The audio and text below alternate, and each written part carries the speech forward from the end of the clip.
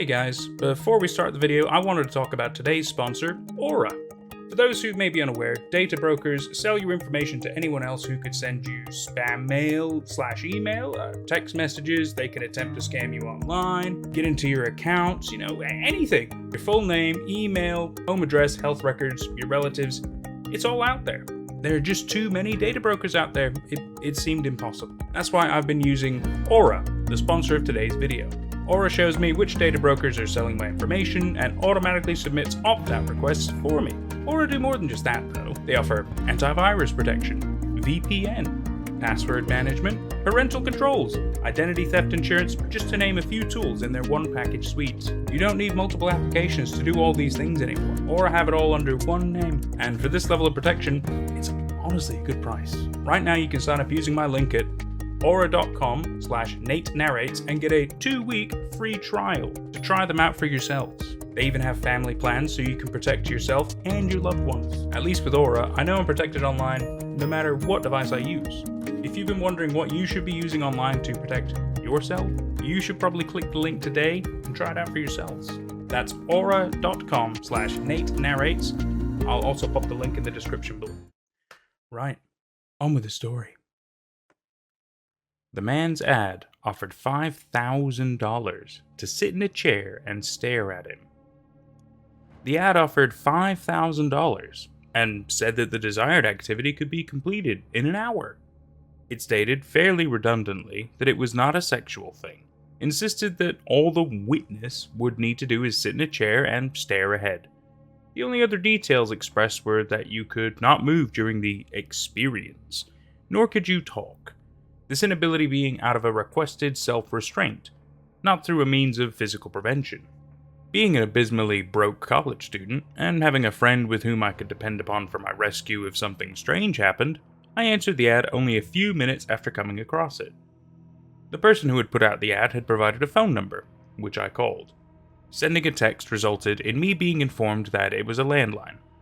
The person answered, and we briefly discussed the location where the interaction was to be held, and I confirmed the amount of money to be paid.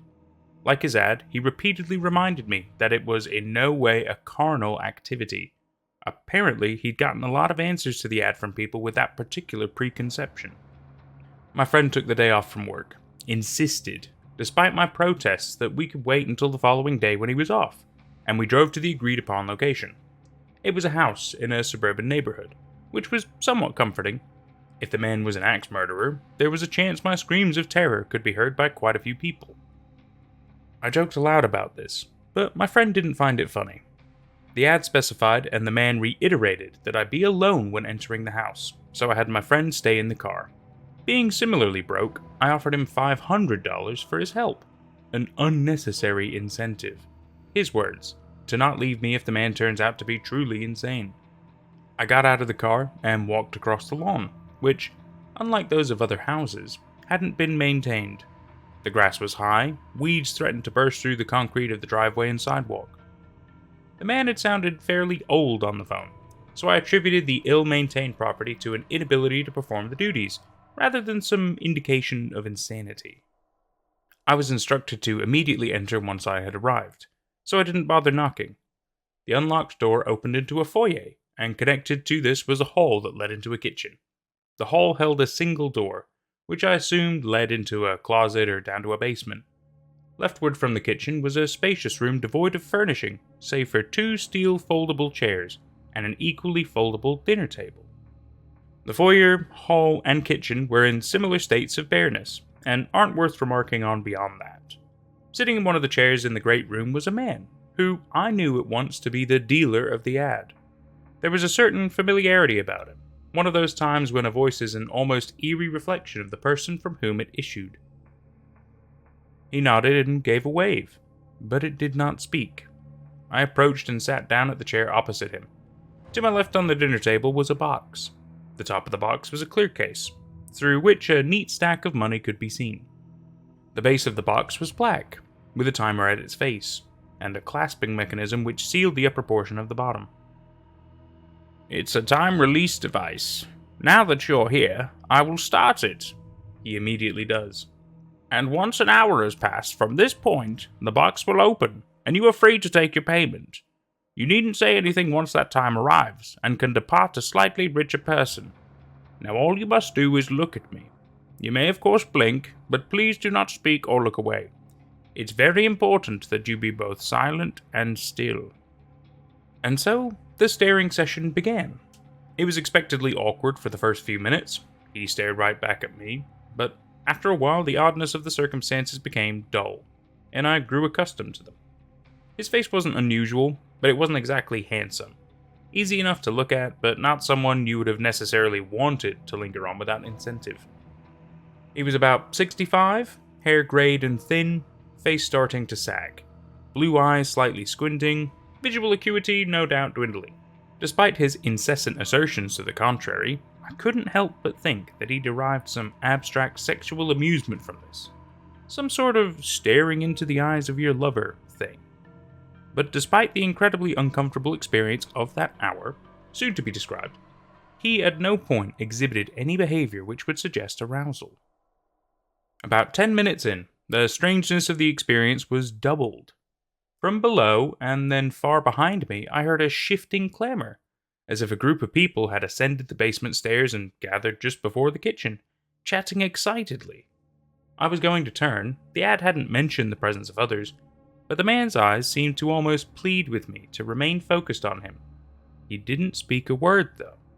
Resisting instinct, I kept my gaze fixed on him, and listened to the noise of the crowd behind me. The weird thing was that while I could hear them talking, and even mentally differentiate between speakers, I couldn't understand a single word that was spoken. They had moved into the kitchen by this point, but none of the words were intelligible to me. And even weirder was that it was obvious they were speaking English. I could recognize the nuance and structure of the language. The man's eyes imparted nothing beyond the unspoken insistence that I keep mine on him. My inability to recognize the words, which were clearly English, troubled me greatly, and I started saying words in my head to reassure myself that I had not somehow forgotten the language. I couldn't check exactly how much time had passed, the timer being too far out of my peripheral vision, but about 40 minutes into the experience, the voices were right behind me, in the great room. There were perhaps 12 distinct voices, all chattering and laughing and speaking some unrecognizable variants of a language I'd been speaking for nearly 2 decades. Women, men, and children conversed just behind me, not a single one, for even a moment, being understandable. I was terrified. Their appearance and migration from the basement to right behind me was strange, yes, but the possibility that something was wrong with me, that I might have had some sort of stroke or neurological slip-up, was far worse. My eyes had stayed on the man, but my mind had momentarily receded, turning over these bleak possibilities. Upon returning my focus to the man, I saw that he was crying. Inaudibly, of course, but the tears were there, the lips slightly quivering. Instinct almost compelled me to ask what was wrong, but I stopped myself, both for the sake of the experience and a new fear that speaking would somehow draw the attention of the partiers to me. And for some inexpressible reason, I was sure that getting their attention wasn't something I wanted. A new terror dawned then. What if the group continues their movement and they press forward, swarming around us? With each second that passed, I grew more certain that seeing these people would cause something horrible to happen. Their voices did grow louder, but no closer in proximity. I started to shake, my heartbeat quickened, and my breathing became labored. I tried to calm myself, but the presence of those people behind me was so dreadful, in a way that I still cannot find the words to properly describe. Against my control, as I shuddered, I let out a low moan. It was barely audible, more of a release of air than proper emission of the vocal cords. But the man's eyes grew wide with terror, and from behind me, for the first time, I heard something I could understand. "Oh, would someone like to join the party?" I froze in place. Even my heart seemed to quiet its movement. The noise behind me still continued, but with considerably less people causing it. The attention of several members had apparently been drawn from the conversation. Drawn to me. I became like a statue, not even allowing myself to blink. The man's eyes remained wide, but he'd stopped crying. He stared at me with what I can only describe as mindless terror. Despite my earlier belief that seeing these people would bring about some horrible event, I tried to see within his eyes even a dim reflection of the scene behind me. But nothing was reflected, not even his thoughts. "I could have sworn I heard a request to join the party," a woman's voice. "Think it was one of dear old Dad's friends?" a man's voice. "Ha! That old fool couldn't keep a friend if his life depended on it. You two sure saw to that," a third voice, another man. A chorus of disconcerting laughter erupts. "Ah well, should we go back downstairs?" The others who hadn't spoken seemed to respond in agreement, although I couldn't understand them. As gradually as they had come, the voices went away, returning downstairs and eventually fading to inaudibility. A few minutes later, the timer beside us went off, indicating that the hour had passed. The man almost collapsed at this moment, sagging back in his seat and breathing raggedly. I went to help him, but he held up a hand, dismissing me. Before I could say anything, he cried out, "Thank you," and repeated the same multiple times between breaths. He'd started crying again, although these tears seemed to be from relief, or maybe even joy. After a few moments of this, he recovered himself and sat upright in his chair. He gestured to the box and said, "The money is yours. You're free to go. Thank you, sincerely, for accompanying me during this time, for noticing me. Please take the money and leave this place. I'll be heading out myself soon enough." Despite the utterly bizarre experience, I didn't want to ask any questions. That migratory horde of partiers had scared the shit out of me, and I didn't want to remain in the home any longer than I had to. I grabbed and pocketed the money, not bothering to count it, and walked away, waving behind me as I went. I made my exit as quickly and quietly as possible. I closed the door, relieved that I hadn't heard rushing footsteps ascending the stairs. My friend was still parked outside, right where I left him. I got into the car and let out the heaviest sigh of my life. Guess he was a no-show, huh? Not surprised. No one just gives away $5,000. What are you talking about? I took the money out of my pocket and showed it to him. He looked at the money, then to me with an expression of incredulity. But you were only in there for 5 minutes. Did you steal it? I laughed. The kind of nervous laugh you let out when someone says something extremely odd, or after you just survived some perilous experience. In my case, either one could have been the cause. I eventually composed myself and said, "What are you talking about? I was in there for an hour. The money was in a locked box with a timer set for that exact amount of time." My friend's expression went from one of disbelief to worry, and he pointed at the clock on his radio. I remembered what time it had been when I first left the car, and saw that only 5 minutes had passed since then. I stared at the clock, and then turned my gaze to the money, as if it would somehow reconcile the disparity in perceptions of time. "What exactly happened in there?" He asked this softly, which made me feel even worse. I didn't want him to think I was crazy, or that I had hurt someone and stolen the money, but to avoid the former suspicion, I couldn't tell him about what actually happened. I looked around, first at the house and the rest of the neighborhood, but saw no excess of cars which would have accounted for the presence of the partiers. Also, it was noon on a Tuesday, not exactly the prime circumstances for a party. "Please, just drive." I wanted to get away from the house. "Not until you tell me what happened." Firmer, but not yet confrontational. I took a moment to consider my options, then told him a version of the truth that didn't make me sound crazy. I didn't mention anything about the roving crowd of people. I told him about the experience with the man, and said that it must have seemed longer than it really was, or that maybe he had set the timer wrong. My friend listened quietly, and once I had finished, he sat silent for a moment, staring at the house through my window. I thought he was going to accept my answer, but without saying anything, he got out of the car. Before I could stop him, he jogged across the lawn and went into the house.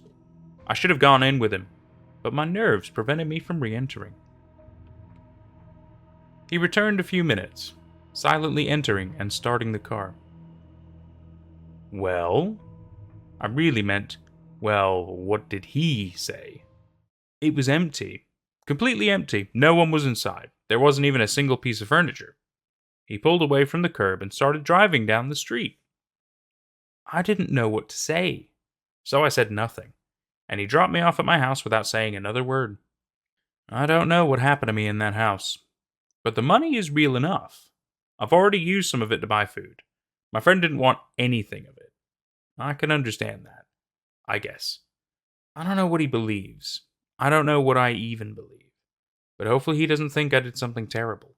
Maybe he thinks I made the whole thing up. Although there's no way I would have been able to gather $5,000 together. Certainly not for some prank. Regardless of the truth, the money is real. And for that, I'm thankful. And that was The Man's Ad Offered $5,000 to Sit in a Chair and Stare at Him by WeirdBryceGuy. This isn't the first one we've read by WeirdBryceGuy. It was one of the Valentine's Day special ones that we did. Was one of the other ones I've got of his. He's got quite a good collection. I got to be honest. I'm excited to read a lot more of his stuff. I think he's got some great work. This one especially, really kind of jumped out to me because it immediately makes you think like, oh, okay, well, what's the situation here? Is the guy gonna get murdered? Or maybe other people gonna be there? It makes you kind of immediately start questioning and thinking and coming up with ideas in your head. And I got to be honest, I did not see the story going in this kind of a direction. I thought it was probably going to be like while he's sitting in the chair, crazy stuff starts happening behind the guy he's looking at, but he's forced to not react or do anything, like maybe even the guy he's looking at gets taken away by a creature or like kidnappers or something. That I thought that's where it was going to go. But I got to be honest, this was a different kind of dread. It was very interesting. It's another form of that a fear of the unknown. It's something that is potentially tangible. You don't know exactly what's going on. It makes me think that maybe there was some kind of a ghost situation going on. But then we're just talking about the event where he's actually sitting with the guy, which that was amazing.